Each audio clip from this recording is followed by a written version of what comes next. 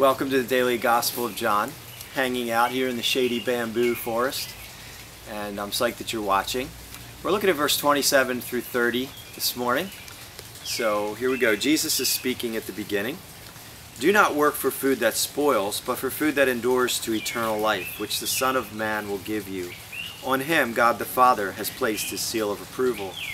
Then they asked him, what must we do to do the works God requires? Jesus answered, the work of God is this, to believe in the one he has sent.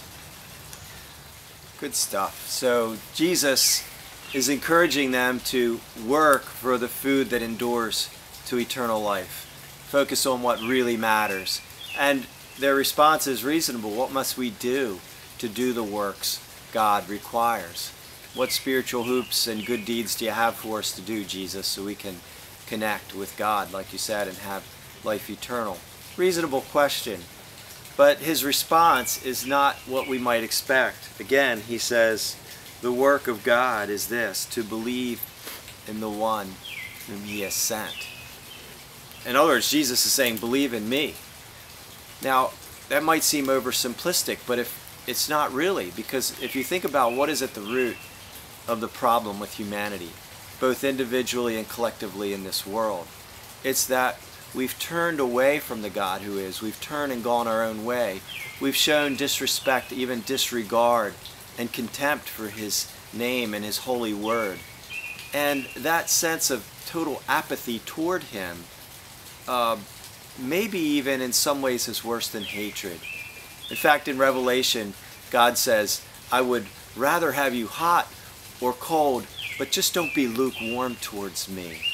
In other words, shake your fist at me or draw near and love me, but don't pretend I don't exist. That's the ultimate of insults. So the answer to the problem is to come back to turn face to face with God. Jesus was God in the flesh. The Word became flesh and made his dwelling among us. We have beheld his glory, the glory as of the one and only, who came from the Father, full of grace and truth. He's saying, here I am standing before you. Believe on me. Just as your problem started when you turned from God and went your own way, the beginning of the cure is you turn towards me. You redirect your life back to God.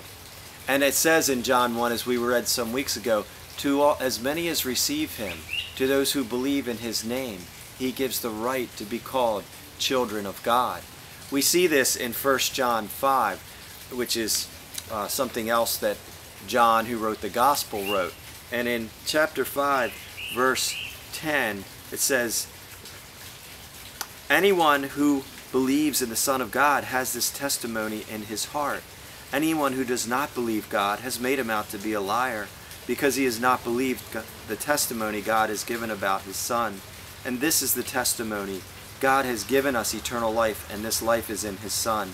He who has the Son has life. He who does not have the Son of God does not have life. I write these things to you who believe in the name of the Son of God, that you may know that you have eternal life. Now, this believing isn't just some surface believing in a factoid of some random historical events. It's more of the kind of believing when a man stands with his bride-to-be and exchanges vows in their wedding, and in a sense says, I do, I believe in you. And she says, I do, I believe in you. It's a heart-level commitment to a relationship. And so Jesus is saying, to do the work of God, first step, you believe in me, Jesus says. Believe in me. Connect with God through me. And that's where the story begins. God bless. Thanks for watching.